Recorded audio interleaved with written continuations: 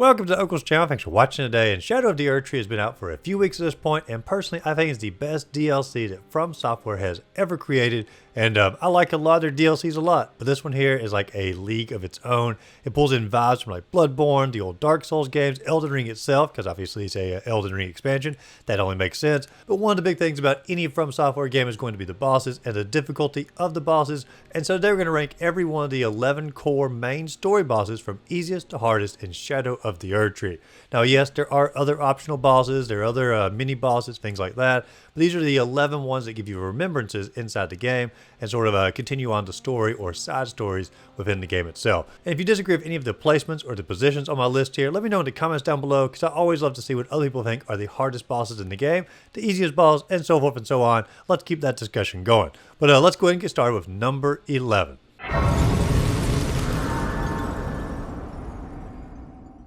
Now in last place we have the Erdtree avatar, and I had to put this boss in last place because I adore everything about this boss, from the landscape that it's located in, to the overall coloring of it, to the look of the boss itself. It looks like a giant dried up sunflower, or some people would point out it looks like the Pokemon Sunflora, which I can definitely see that as well. Sort of like a dead, haunted, decaying version of that Pokemon, and if that's the case, it just makes this boss all that much better. But as cool as this boss looks, it's certainly not a difficult boss in the game. Pretty much every one of its moves is very easy to predict, whether it's phase 1, phase 2, or phase 3. They're all extraordinarily easy to figure out, like what's coming at you. Even like the opening move, like the little bramble patches that are coming at you, you can predict it very first time you hop into the boss battle with pretty much no preparation at all. But on top of that, the HP bar seems to go down very fast, especially if you hit its head. You can take a massive amount of its HP away in one slice. And also between the phases, if you actually do a visceral attack on the corpse of the boss, when it does respawn, it doesn't even come out with its full HP. And so there's like so many things in this boss battle that they purposely do to make it just a little bit easier. And they probably do that because it does give you a rune that you need for the final boss in the game. So they want to make sure everyone defeats this boss to make the final boss a little bit easier. But at the same time, they really did make this boss definitely 100% the easiest core boss in the game.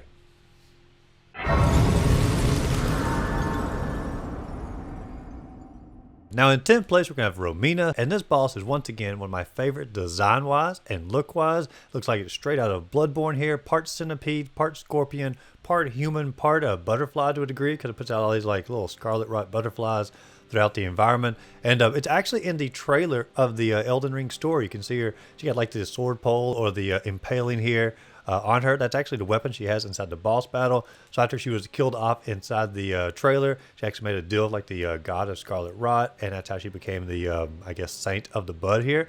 So like really cool lore behind this boss, really cool design, but she's just simply not very difficult. Fairly easy to predict most of the moves, not a huge HP pool. You can do a lot from very much of a distance attack here, and I've not really seen anyone who's had like a ton of trouble with this boss. And so I do hate to put another amazing lore story boss and design boss so low on the list, but it really does feel like the best lore bosses are going to be the easiest ones inside the game, for the most part, with a few exceptions here and there. But Romina, Saint of the Bud, I'm going to put in 10th place.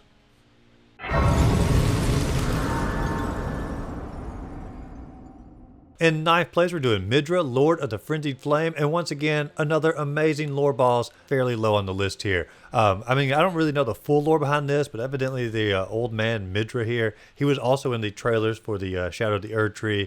Very, I don't know, speculated figure here. Everyone wanted to know more about him, but I don't think anyone predicted this particular lore to come out of it. And the best that I can understand here is he was like exiled from the Hornsent Church. And I'm not sure if it was because he was looking into the Frenzied Flame, or he was like doing like other heretical text and whatnot, or collecting his large library. But anyway, his wife like showed up, and she like introduced him more to the Frenzied Flame. And he's tried to hold it back as much as he can. He even tries to tell you like to get away from him in phase 1 of the battle here. But we don't listen to that. And of course, the boss battle erupts into this massive Lord of the Frenzied Flame, where he's spewing Frenzied Flame all across the atmosphere or all through the hallways.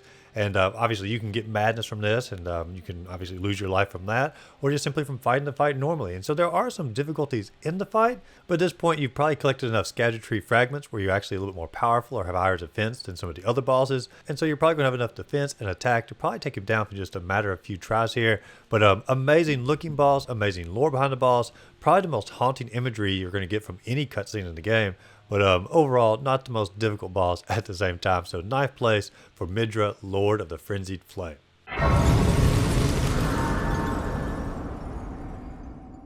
Now in 8th place, we're going to have Divine Beast Dancing Lion. And I'll admit, I don't really love this boss as much as some of the other people, lore-wise, because it's literally just a few guys in a giant beast costume trying to summon the divine beast power, I guess. And I don't know, it's just simply not my favorite as far as look. But even outside of that, it's a good first boss in the game as far as not being overly punishing, not too hard to learn some of its basic moves, but also having some cool moves and some cool effects to show off to sort of get the player excited for what's going to come later on in the game. And also the fact that you get to fight a lesser version of him later on in the game, at least to me, it sort of, I don't know, I guess deludes or sort of waters down the importance of this boss. When you get to fight him later on when you're more powerful and you're like, oh, they're really not that bad. And I don't know, it sort of takes away the specialness of the boss. But even on top of that, I don't think he's a super difficult boss, and I feel like he is a good first boss for the game, sort of get you in mind of the direction the game is heading in.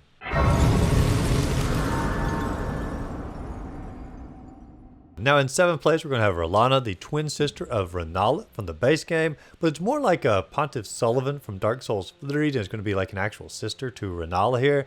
But I mean, she's the exact opposite of everything Rennala stood for. I mean, R'Lana here, she's very powerful, she's very fast, she's very punishing, especially in the final stage. We have the 2 moon attacks that come down at the very end at the same time. I know you're supposed to jump over them, but it's almost impossible to avoid unless you do it frame perfect here.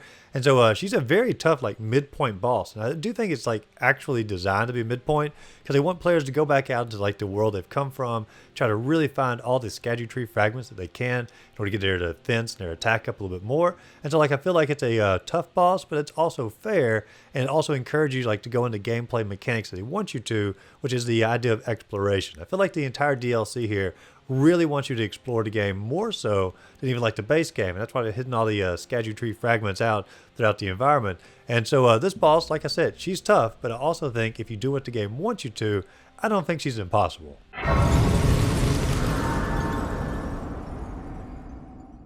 And speaking of tough but fair, I'm going to put Meteor, the Mother of Fingers, in the same category and for 6th place because she's not as fast as R'Lana, but she's very powerful and one of the most fun fights to learn the moves of in the entire game here. I'd compare it to a less difficult version of the Elden Beast from the base game. Huge area, huge attacks, but also gives you ample opportunity to learn every single one of their moves just simply by watching her a little bit and sort of, I don't know, mapping it out inside the giant arena that they're going to give you. And so she is very tough, but she is also going to be very fair as allowing you to learn every single move. And if you want to learn the moves a little bit faster, bring a summon in there and just simply watch her fight the summon a little bit, and you're going to figure out every move from very far away inside the arena, and you're not going to have to even get close to sort of watch how she responds. Anytime you have a boss like this in a huge arena where you can just simply watch her fight the summon for a little bit, it's going to cut down the difficulty significantly because you can learn the boss fight very, very fast without feeling like you're going to get bombarded or punished along the way.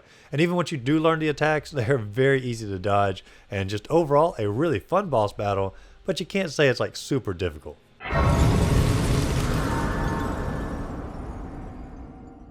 And now we're in the top 5 here, and I would sort of put almost a gulf between the top 5 and the rest of the bosses because these top 5 are really, really difficult, and they're probably going to take you several tries to actually go through, learn the mechanics, and actually take down. And so number 5, we're going to have the Putrescent Knight, or actually in the cut content, his name is Knight of the Gloam-Eyed Queen. And so there may be some lore there hidden, or maybe it's just simply like it shows here. Cut content, it means literally nothing. But either way, it is a cool looking boss. It almost makes me think it's like a first attempt that Miquella had at making a body for Radahn's soul, and it's sort of what came out of it. Because when I first saw the trailer, I really did think this looks like a corpsey version or a decaying version of Radahn and his horse here.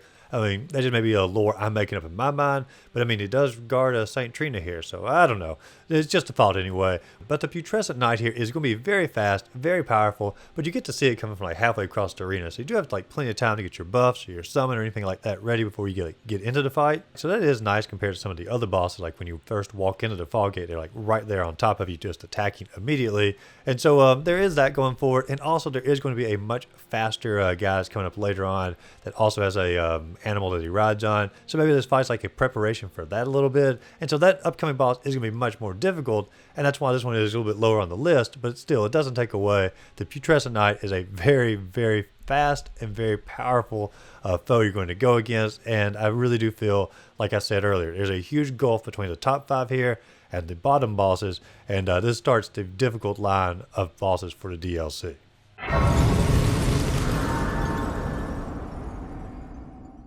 In 4th place, we're going to have Bell, the arch enemy of Dragonlord plagioclase, and you can even see the remnants of their battle, like the skull of the Dragon Lord attached to Bel's body, and how Bel's like missing some of his own limbs from the fight that he had against the Dragon Lord here. And so like it was a very meaty fight that they had against each other, and it sort of represents the fight we're going to go against him here, because talking about meaty, he has a huge beefy HP. It's going to take a really long time to work through him, but at the same time his attacks are also pretty easy to learn if you sort of take your time inside the battle. Just sort of know when to dodge more into his attacks, dodge to the left, dodge back and to the right. I mean, like I have a whole video on the cheeser to defeat this boss where I break down like every single one of the attacks.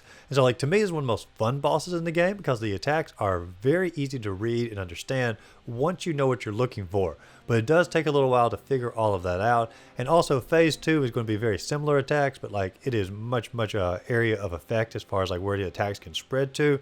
And it is a really just a wicked looking fight here in stage 2. It really reminds me of the Demon Princes from Dark Souls 3 and the DLC for that, as far as like some of the area of attacks you're going to be doing. But even after you learn the attacks, because he has so much HP, you're going to have to be doing very precise. You're going to have to make sure you don't mess up pretty much any during the entire fight, especially during phase 2, to make sure you win this victory or take home the victory here. And so even though he's easy to predict, he's still in the top 5 or in the 4th place here, just simply because he is a very tough boss with a huge HP bar that doesn't allow for a lot of mistakes.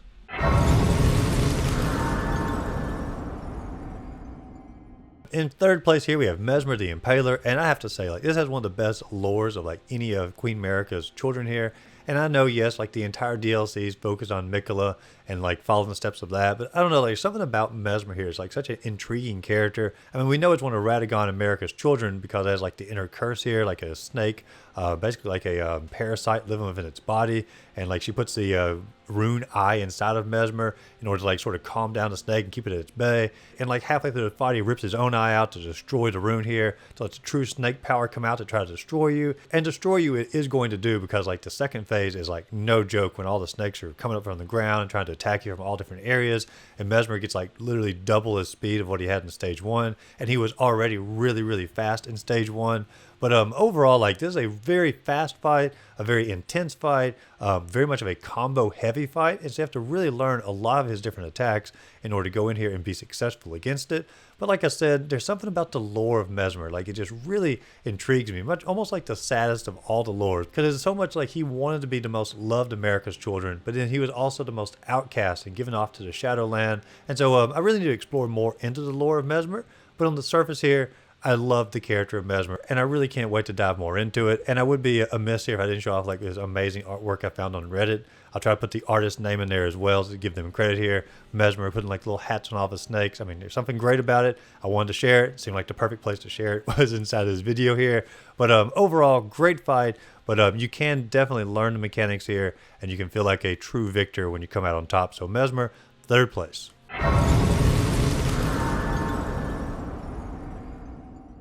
And in 2nd place, we have Commander Gaius here, who is a longtime friend and companion of Mesmer, who evidently has a massive problem with us, the Tarnished, who has showed up here, because he comes at us faster than pretty much any boss in the entire game. As soon as you go through the fall gate, he is like directly on you on his little boar here. And the boar itself is just obscenely fast, and like even when you're on Torrent trying to get away, he's like right there on your heels, and sometimes like feels like a little bit faster than Torrent. And so the speed here is a really big issue inside this fight, just simply getting away from him in order to get an actual strategy developed and whatnot. I do have an entire video on how to cheese him, which is going to make the fight way easier. But if you do not cheese this boss, holy cow, this is a insanely difficult fight. The magic powers of Commander Gaius here that he gets halfway through the fight, he can pretty much one-shot you with multiple different attacks here.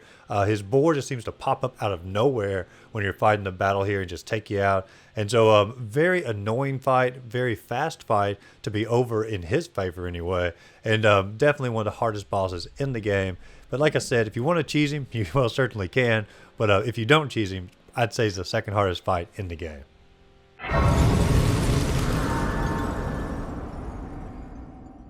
And in 1st place, we're going to the final boss of the entire game, the promised consort Radahn and Radahn consort of Miquella. And holy cow, this boss is incredibly hard. Now, phase 1 is somewhat learnable. Like most of Radahn's attacks here, somewhat predictable. You can sort of figure them out. They do have a long combo or a long sort of wind up, but there are moments where you can actually punish Radahn, get in there and sort of take out phase 1 fairly easily. When phase 2 starts up and Miquella, jumps on the back here, the difficulty of this fight just simply skyrockets. The speed of Miquella and Radahn is just simply light speeds around the arena. It almost reminds me like some of the fights in Armored Core Part 6 toward the end of the game when I think it was maybe it was Airy, I'm not really sure of the name anymore at the moment, when she was just simply zooming around the arena, just like you couldn't even keep up with her. It was just an insanely fast fight.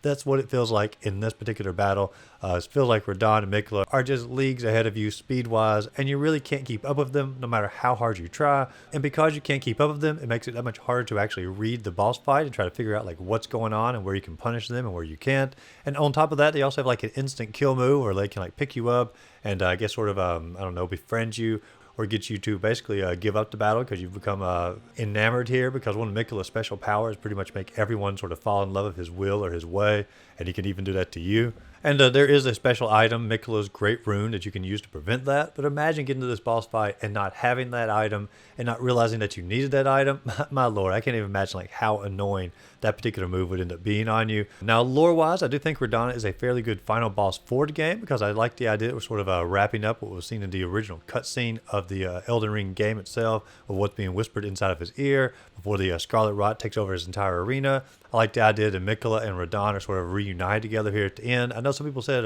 Godwin would have made more sense for Miquella to be working with, and I also read somewhere that he's using Mohg's body to put the spirit of Radahn into Mohg, and I would like the idea like Mohg's body is a little more I don't know, demonstrated inside this fight. There's like one move that he uses that's one of Mohg's moves, but I would rather see like a little bit more concept behind that.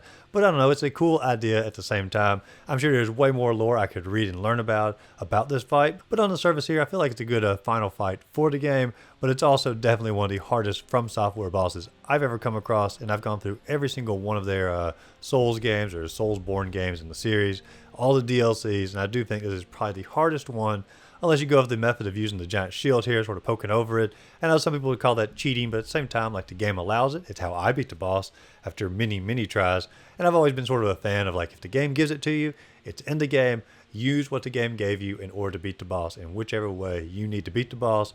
But even up to that point, even using this method, Radahn can still be a pretty good challenge. And especially if you don't use that method, definitely 100% the hardest boss in the game, at least to me anyway. But this is going to wrap up our ranking of the 11 bosses in the game from easiest to hardest. Let me know in the comments down below which boss you think is the hardest, which boss do you think is the easiest. Do you agree with my rankings? Do you disagree? What is your personal ranking? Let me know all that in the comments down below. And as always, if you enjoyed the video, be sure to like and subscribe to the channel. Check out my other videos listed up above. And by all means, go out there, find a great game to play. Simply have a great rest of the day.